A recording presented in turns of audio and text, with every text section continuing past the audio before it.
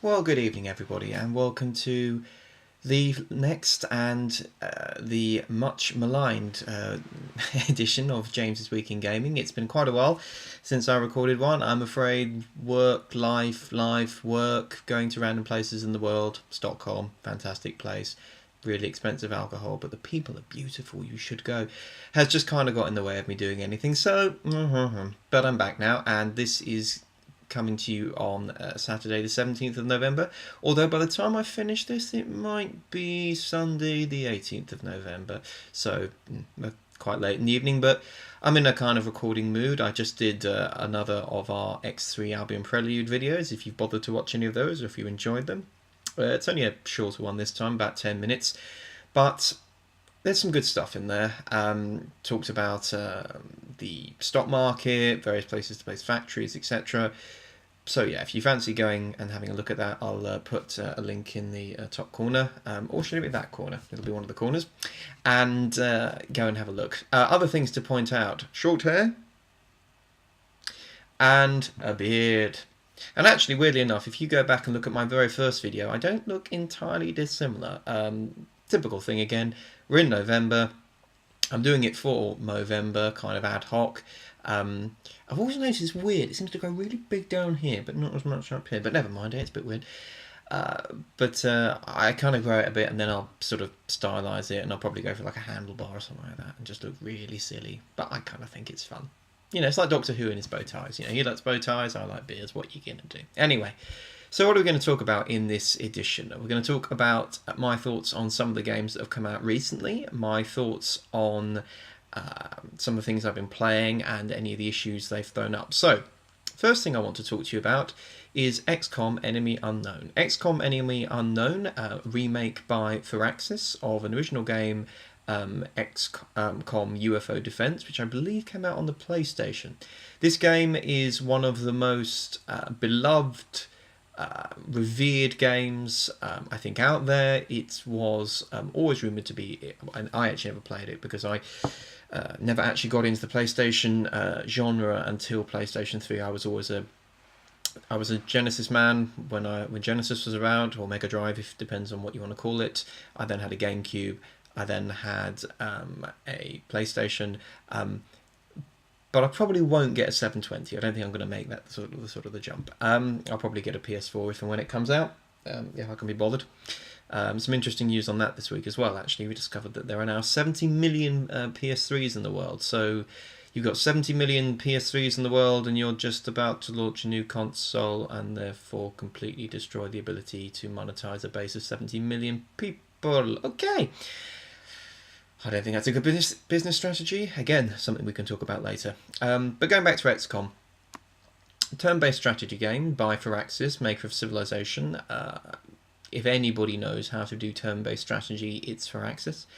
Basic plot is that aliens are invading the Earth, and you are in charge of the XCOM project, a defense project to take on the alien menace. You have a squad of soldiers who level up through various missions, and you move them around a small isometric map in a turn-based way. They can move on a turn, they can go into cover, they can use an ability. Basically, you have a number of tiles, or I think the guys at Firaxis refer to it as a timestamp, effectively, in which you can do things. And you'll be plunked down in a map. You've got various types of soldier, so you've got snipers, you've got heavies with the giant guns. Basically, if you want a sort of a good overview, think of the squad out of Aliens. So Ramirez, you know, all of that kind of lot. That's the kind of guys you've got. All with different kind of abilities. You can customize them, you can make them different colors, etc. And so the idea of the game is basically, you know, there'll be various different mission types. There is a core story where you sort of go from the beginning of, you know, attacking your first alien all the way to the end when you're taking out a command carrier, all the rest of it. But most of the missions will involve what are called terror missions, where you basically go in and try and save hostages, or abduction missions, where you go in and just basically try and kill every single alien without worrying about there being any civilians.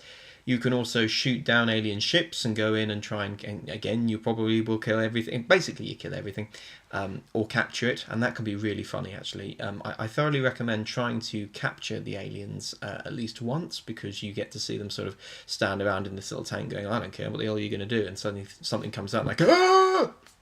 It's quite funny. Particularly the ethereal. Oh, I don't care. I'm big, I'm hard, what are you going to do? But... and again, you start off with your basic guys and girls, sort of machine guns, etc. And over the course of the game, you capture alien tech, you capture alien bodies, and various other things, and you make scientific breakthroughs.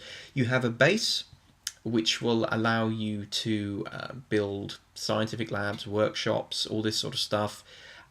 Classic resource management that you'd associate with these kind of games.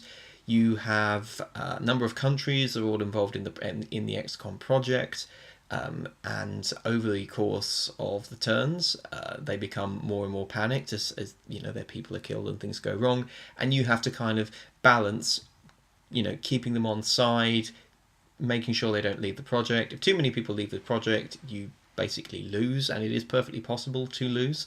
I certainly, having played through it once, stopped, restarted it once I actually understood what was going on.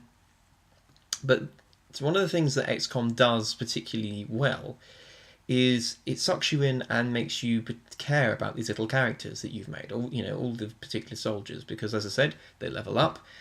Your snipers will get more accurate, they'll be able to do headshots. Your assault troops, which is the second type that you have, will have this ability, to do a double shot, etc. They have a very useful ability, actually, which is run and gun. They can sort of run across and make a move. That's extremely useful. But by the time you get the maxed out tech trees, etc., with like the alloy shotgun, they can run up and they can just destroy people. But this is the thing. After a while, when they get to a certain level, and I think they go up from sort of private all the way to colonel, they'll get a nickname. You'll personalise them. You'll give them shiny, sexy pink armour. And then they'll get shot. And they die. And thankfully, you don't have to worry about losing the equipment, but you do lose them. And one of the things that XCOM is really good at, and is also really bad at, is making you lose your squad members. And, there are various types of enemies within the game. You start off with a sort of basic, what looks like an alien grey sectoid. You go up to what are called floaters. No, not those. That would be terrible. Can you imagine, like Mr. Hanky with a gun? Anyway, but no, it's these sort of floating things which can jump around the map and shoot you. Then you get onto these things called mutons, these giant sort of beastie boy things with a gun, berserkers, all the way up to the ethereal, and my personal favourite, the sectopod. And if you're watching this and you're playing XCOM and you don't know what the sectopod is, you're going to have fun. Anyway, slightly mad laughter, but hey. Yeah. So you go through the game, you find lots and lots of different types of enemies. They all have their own different abilities. The sectopods are evil. And you kill them, or you try to kill them, and they will try to kill you. It is perfectly possible to fail this mission, but the most important thing to say to you about XCOM, it is absolutely brilliant. It is so much fun.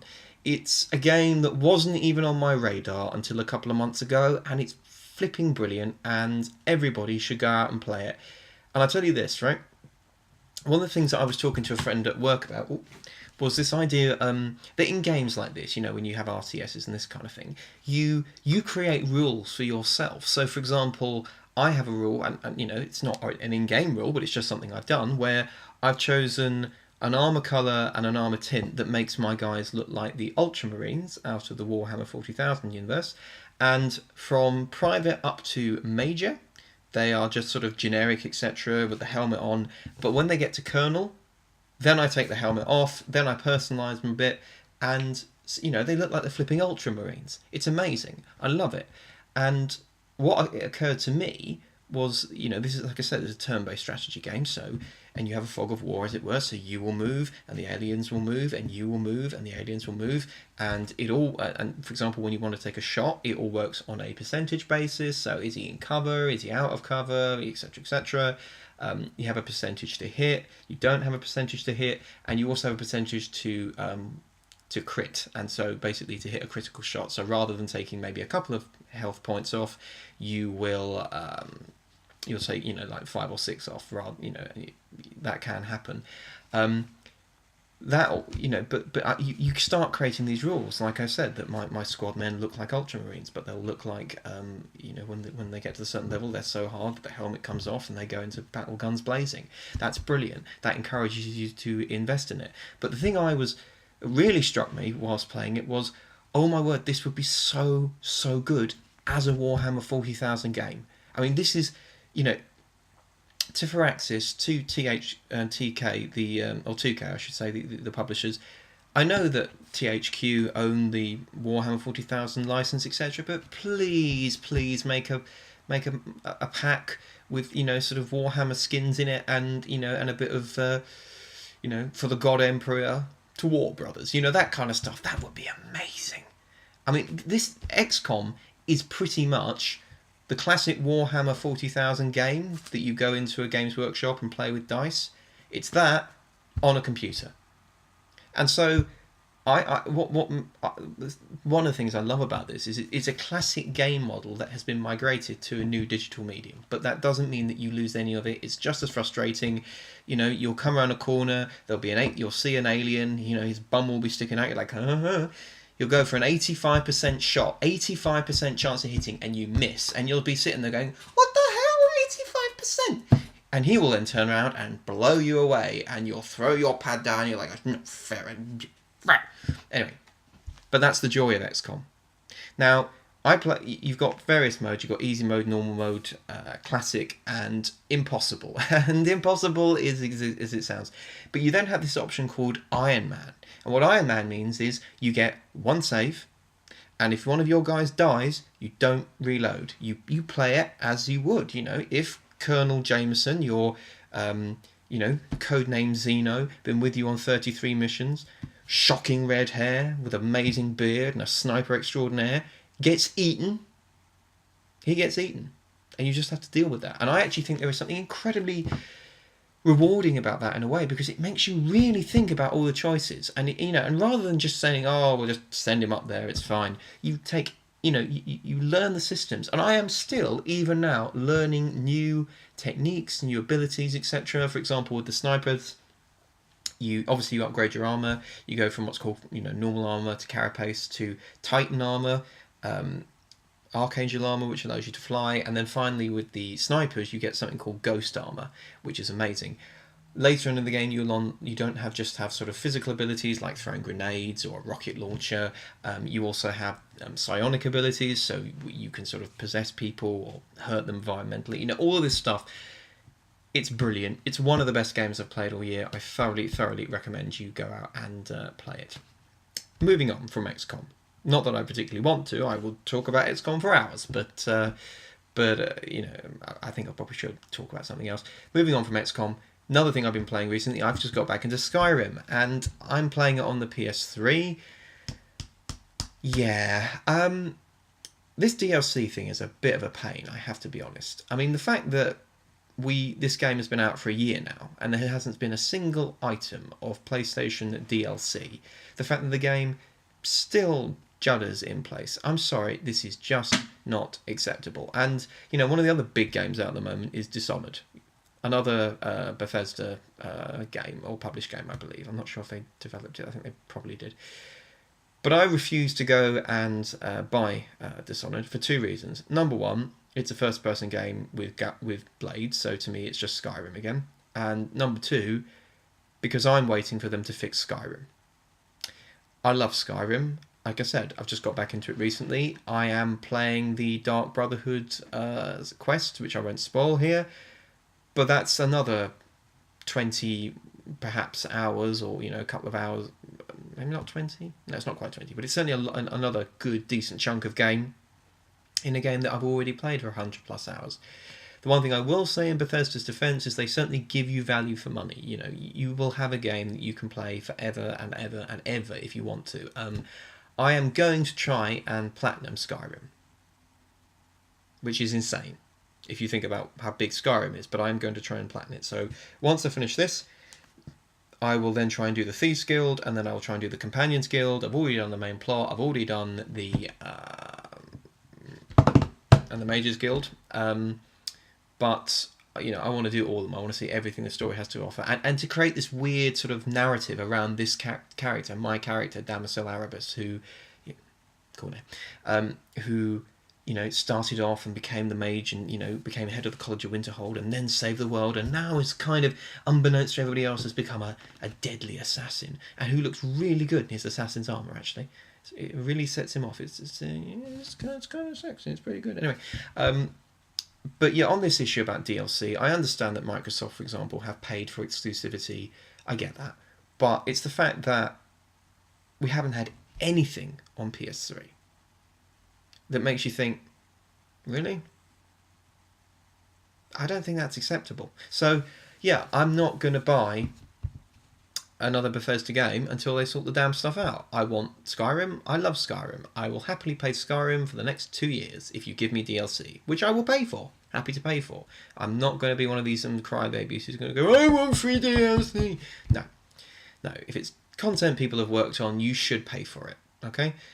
But I'm not going to buy another one or a new game until you fix the problem that you've created, which is the fact that you have basically done a port, and you shouldn't have done a port. You should have built it from the flipping ground up, or you should have got in people who could work within the architecture. I am aware of the fact that PC and Xbox architecture was basically based around, it's very similar. Obviously, it's based on Windows, or the operating system will be, I'm sure, kind of Windows based of some type. I can't believe that Microsoft are not going to use their own proprietary software. And so for anybody developing in that universe, it's easy to do. PS3 is very different. I think with PS4 they're moving towards more of a PC architecture, which should solve a lot of the problems that devs have had. But even so, dirty ports? Really? I don't think you needed to do that. I think you could do a better job. Sort it out, Bethesda. Seeing the Dragonborn trailer looks fantastic, but I want proper DLC. I want Dawnguard. I want to be a flipping vampire, and I also want to be able to build my own home. So there. Moving on to other things. We've also recently had the launch of the iPad Mini, which, if anybody else thinks Vita has a chance in hell of surviving now, I would say is dead. There's a really, really good Jimquisition video about touch controls, etc., which I will link to one of the sites. Which, just as a point, if you don't watch Jimquisition, go and watch it. You should also watch Pack Attack if you want to, Michael Pachter, to talk about various issues in video games and stuff like that. Some really good stuff in there if you want to think about this, if you want to almost strip the magic away from video games and think of it as a product, as a business. Where are we in relation to issues like on-disc DLC, which of course isn't actually on-disc. I mean, you're not downloading DLC, you're basically buying a key for something that's already on the product, which I think is totally wrong, actually. I think it's completely wrong. That's why when you buy on disc DLC, all you get is like a couple of kilobyte key that will unlock it for you, which is just gash. I think it's rubbish. But he talks about issues like that. Another really good guy to talk to. But yeah, iPad Mini, I think, has completely killed the PlayStation Vita. I think iPad Mini will absolutely flatten the 3DS as well. I think that one of the biggest problems the Vita has had is that the games just haven't been good enough. Every single one has been, yeah, it's alright, but it's not as good as it would be on PS3. And there's your biggest problem right there. If somebody says it's not as good as it would be on PS3, why should I pay X hundred quid for the hardware when I can buy a PS3 for the same price? It's just silly. I don't really understand it. Moving on to other things. Obviously, we had the GTA trailer. Looks amazing. It's funny.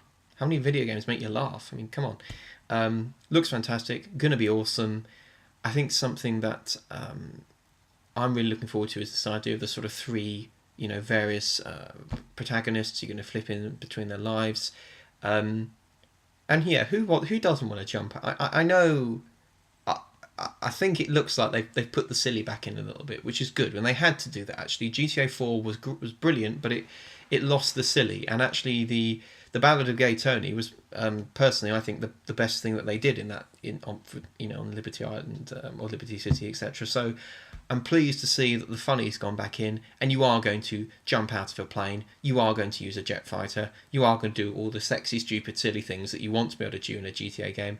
And there's various articles with interviews with Dan Houser, the the creative lead and original designer of the GTA series, talking about where he wants to go with it. I mean, that game's just fantastic. I mean, it does say something.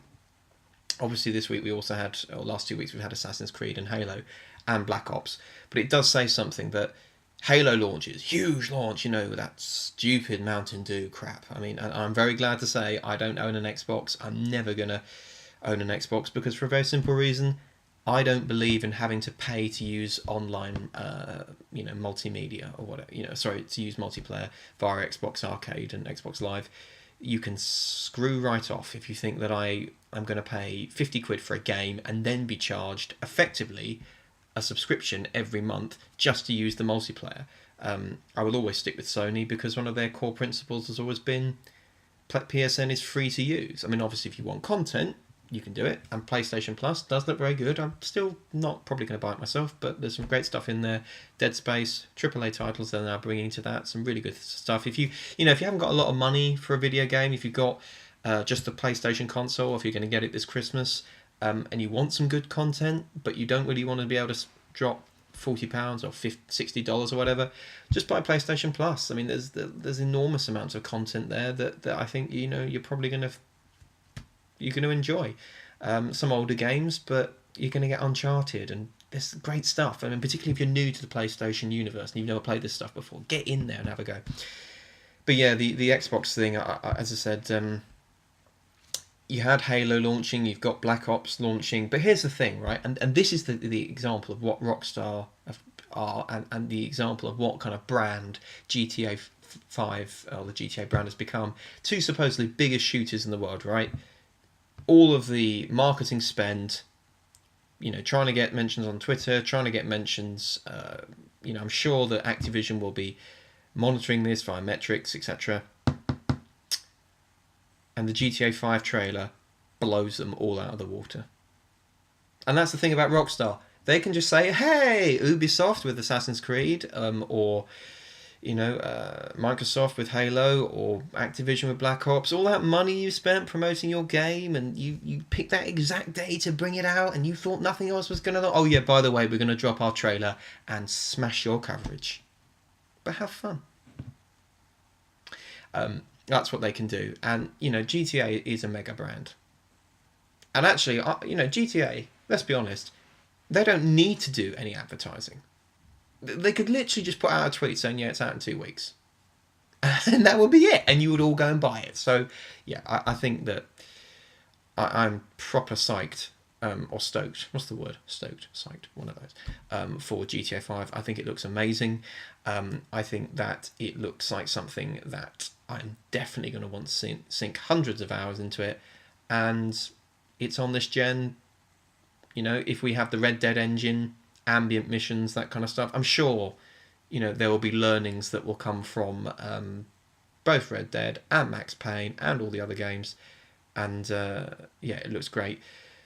Moving on to something I won't be playing, and I expressed my concern a while back with Assassin's Creed 3, and it doesn't look all that great from what I've heard, because apparently the mission structures are the same as they always were. And I actually think that the Assassin's Creed series has probably peaked. I think it probably peaked. I mean, a lot of people say Brotherhood's the best. I disagree. I think Revelation. I really liked Revelation. I really liked old Ezio as a character. I mean, yeah, there is a criticism that everything in it is about bombing. You've got to use a bomb. Here's a situation. Get extra points for using bombs. You're like, oh, do I have to? Can't I just sneak about and cut the neck and... No, you have to use your cherry bomb. Goodness sake. I mean, I didn't use half of them. I don't know about anybody watching this, but I didn't use half the bombs. I did love the whole walking up quietly walking up behind two people and just going, and then dropping a bomb, smoke, and just quietly walking away. I love doing that.